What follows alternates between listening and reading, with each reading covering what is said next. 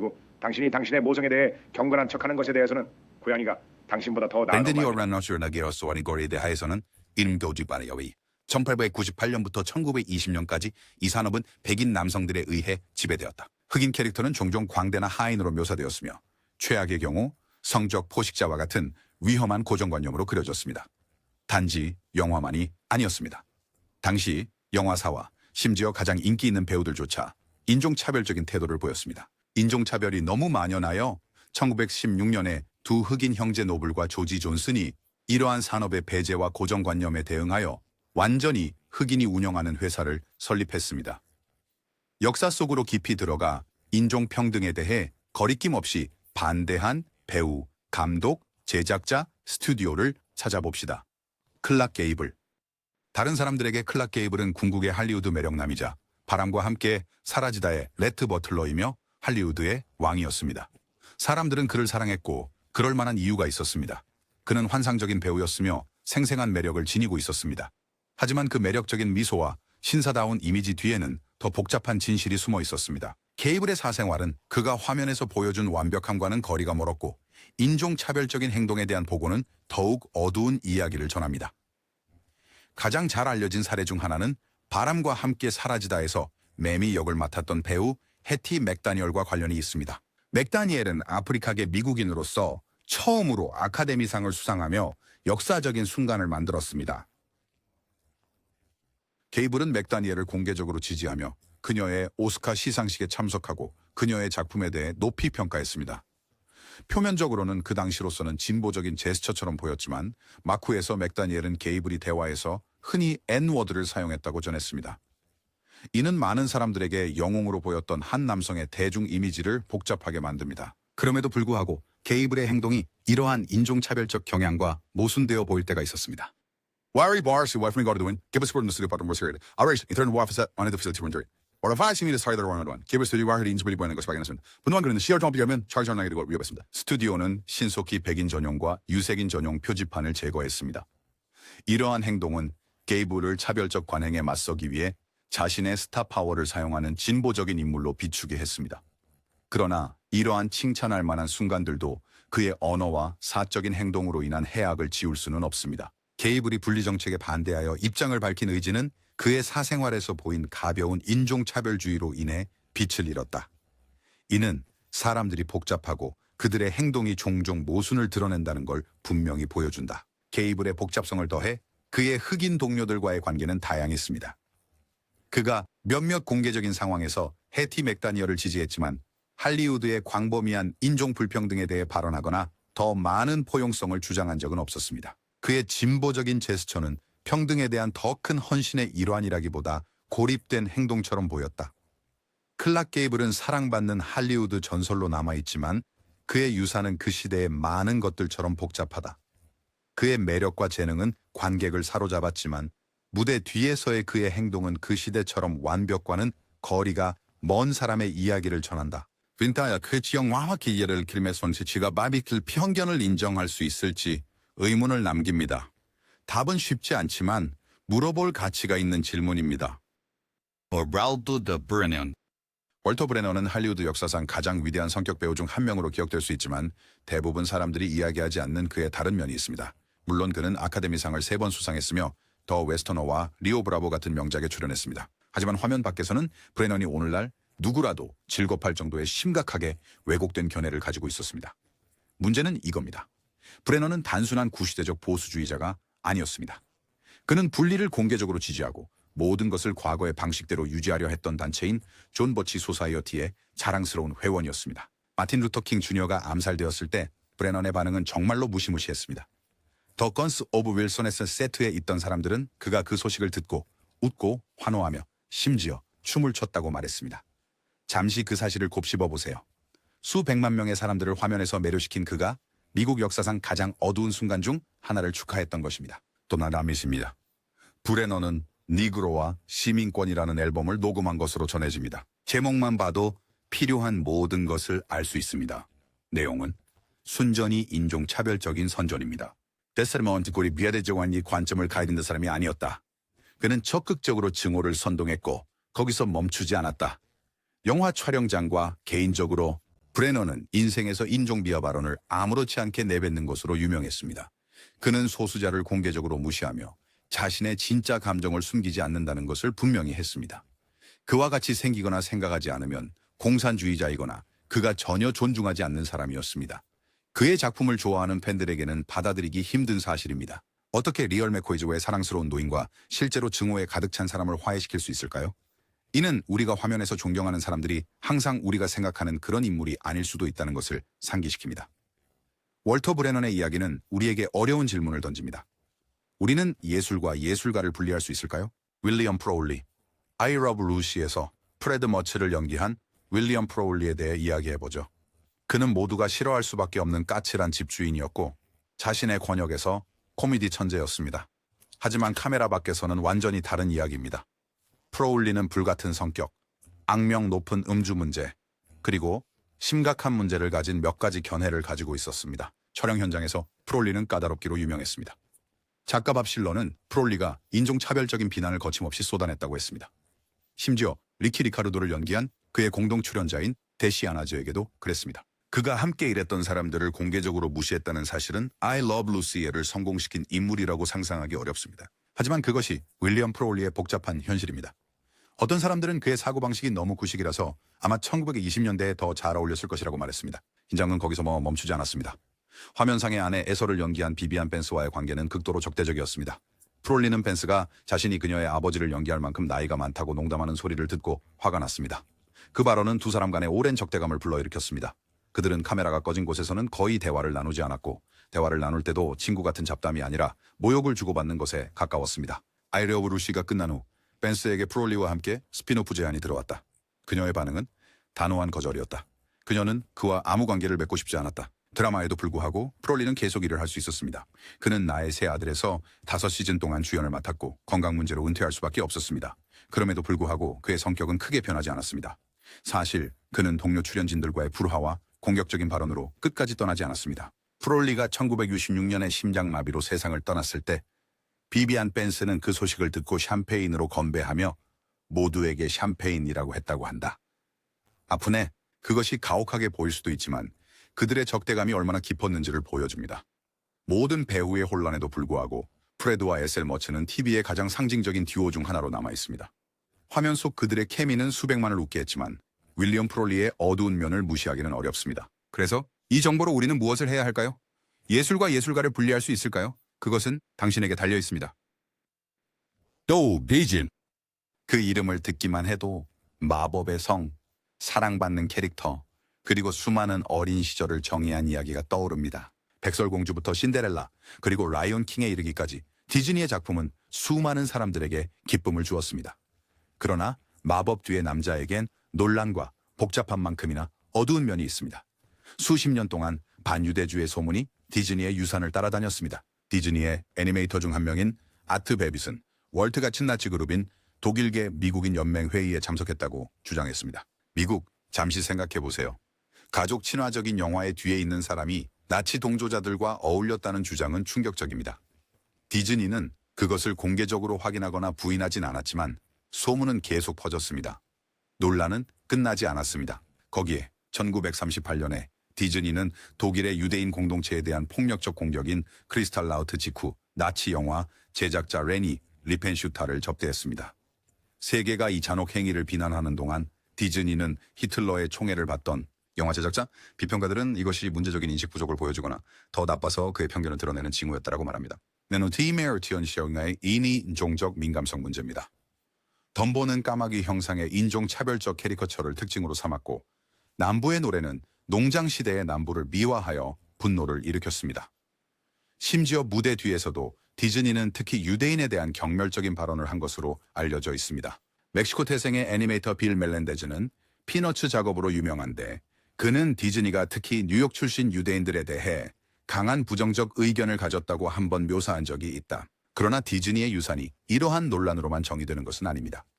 1957년에 그는 플로이드 노먼 스튜디오의 첫 번째 아프리카계 미국인 애니메이터를 고용하며 포용성을 향한 한 걸음을 내디뎠습니다. 작은 움직임이었지만 태도의 느린 진화를 암시했습니다.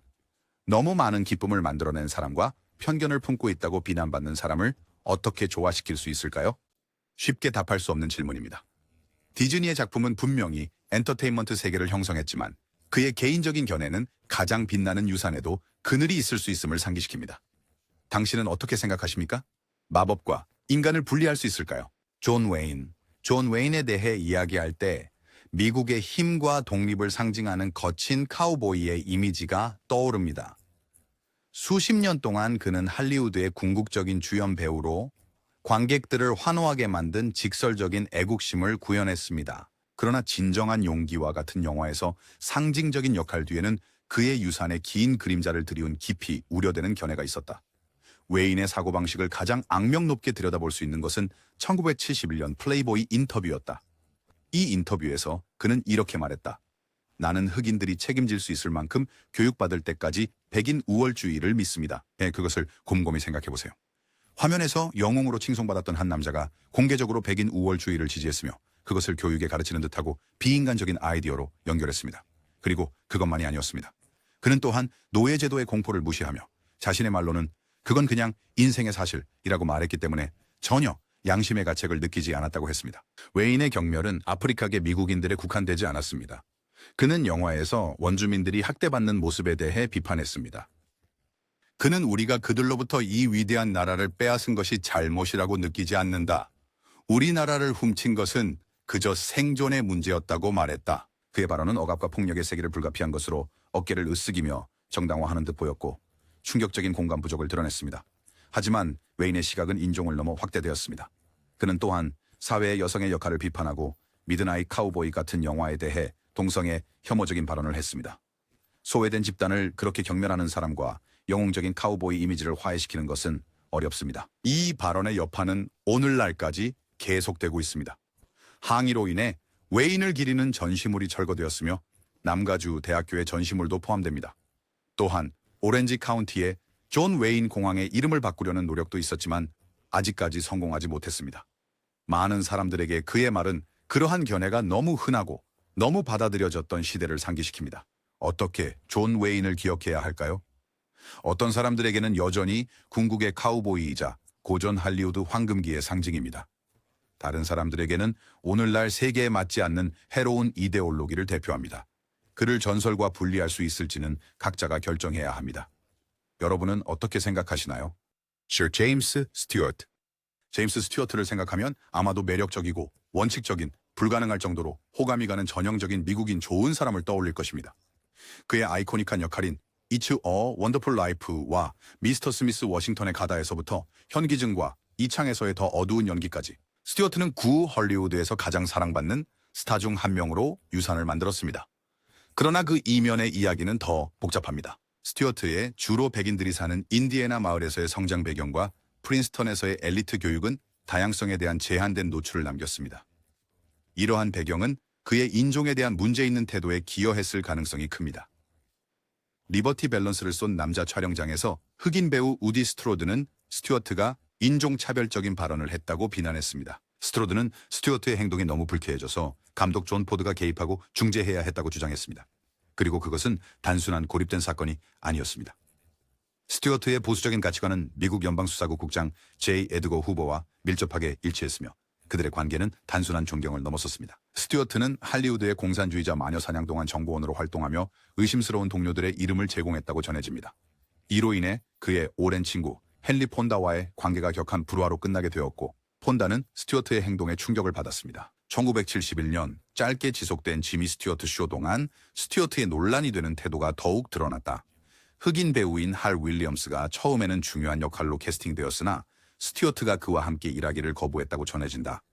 그는 프라임타임 TV에서 자신의 캐릭터를 흑인 배우가 가르치는 것을 보고 싶지 않다고 주장하며 백인 대체 배우를 요구했다. 스튜어트의 폭발적인 반응에는 흑인들이 전국적으로 백인들을 지배하고 있다는 불안한 발언이 포함되어 있었습니다. 이러한 주장에도 불구하고 스튜어트의 건전한 대중 이미지는 그의 생애 동안 크게 훼손되지 않았습니다. 그의 소여운 간홍지 소모니크 유전으로 찬사를 받고 있지만 베이스앤 폭로는 그의 그 유산의 그림자를 드리운다. 그의 캐릭터가 희망을 준 사람과 그의 개인적인 견해가 편협함을 반영한 사람을 어떻게 화해시킬 수 있을까요?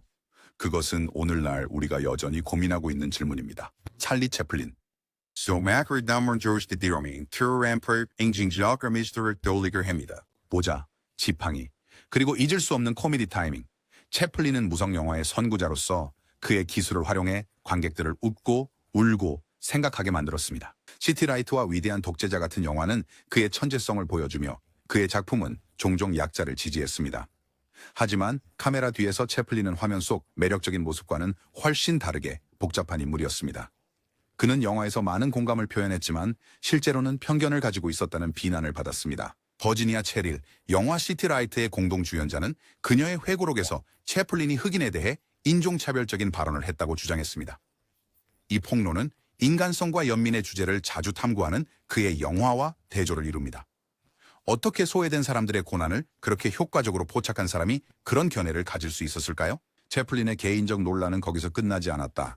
적색 공포의 절정기 동안 좌익 정치와의 연관성과 자신의 세계관을 공유하지 않는 사람들에 대한 혐오감으로 인해 그는 할리우드에서 논란의 인물이 되었다.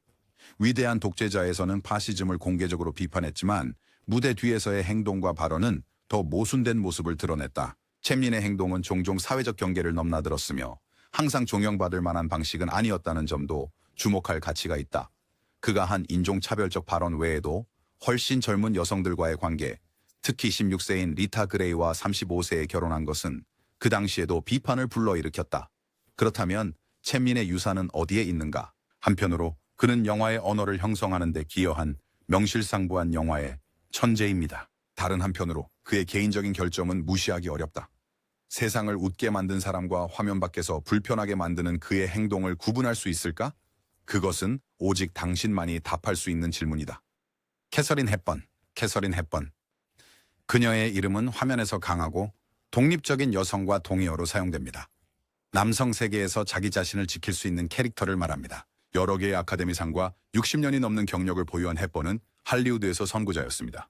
그러나 그녀의 시대의 많은 상징들과 마찬가지로 그녀의 사적인 견해는 그녀가 보여준 진보적인 이미지보다 훨씬 더 복잡했습니다. 제2차 세계대전 동안 헵번은 일본인에 대한 편견을 가지고 있었다고 전해지며 이는 진주만 공격 이후 미국 내 널리 퍼진 반일 감정을 반영합니다. 정의작가 A. 스콧 버그는 이러한 편견이 그녀의 사적 대화에 어떻게 영향을 미쳤는지를 강조하며 그녀가 화면에서 연기한 지적이고 열린 마음을 가진 캐릭터와의 뚜렷한 대조를 드러냈습니다. 그런 견해가 당시에는 슬프게도 흔했다는 것은 사실이지만 전쟁이라고 해서 그것이 그녀의 유산과 화해하기 쉽게 만들지는 않습니다. 헵번의 일본 문화에 대한 경멸은 전쟁 동안 일본이나 일본계 미국인과 관련된 제작이나 프로그램에 참여하기를 거부할 정도로 강했다고 전해집니다. 수년 동안 그녀의 관점은 당시의 광범위한 사회적 두려움과 분노를 반영했지만 그렇게 존경받는 사람이 그 서사에 기여했다고 상상하는 것은 실망스럽습니다. 하지만 많은 사람들처럼 헵번의 관점도 시간이 지나면서 발전했습니다. 네, 그녀는 이러한 편견에 대해 공개적으로 언급한 적은 없지만 나중 인터뷰와 작업에서는 더 큰 공감과 포용성을 보이는 듯했습니다. 그녀는 영화에서 강하고 복잡한 여성들을 지지했고 말년에는 인권운동을 지원하며 그녀의 관점이 변화한 것으로 보였습니다. 그래서 오늘날 캐서린 헵번을 어떻게 바라보아야 할까요? 그녀는 여전히 전설이며 할리우드 황금기의 회복력과 재능의 상징입니다.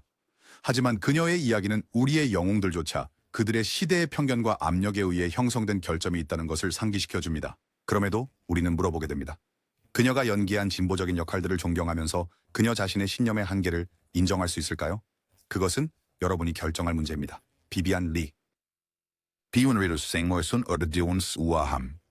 아릿크루의 역사상 긴 공진적인 연기 중 하나인 영화 바람과 함께 사라지다의 스칼렛 오하라가 떠오릅니다. 그녀는 우아함과 불같은 성격으로 관객들을 사로잡았고 2번의 아카데미상을 수상하며 구 할리우드의 가장 빛나는 스타 중 한 명으로 자리매김했습니다.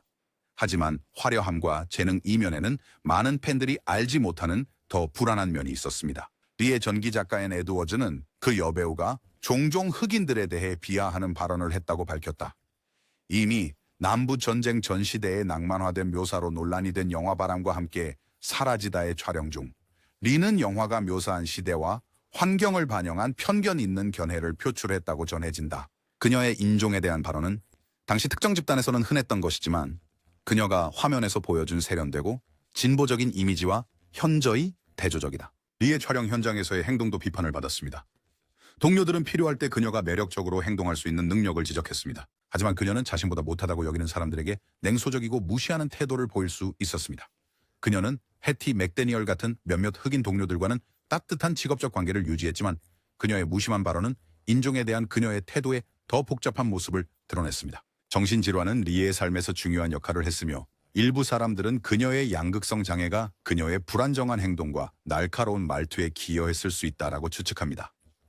그러나 그녀의 말과 그녀가 지녔던 편견이 남긴 여운은 그녀가 살았던 시대와 사회에 의해 형성된 것이라는 점을 무시할 수 없습니다. 살았다. 비비안 리의 유산은 복잡하면서도 눈부십니다.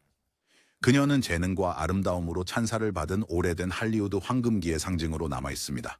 하지만 그녀의 편견은 가장 존경받는 스타들도 그들의 시대의 편견에서 자유로울 수 없음을 상기시켜줍니다.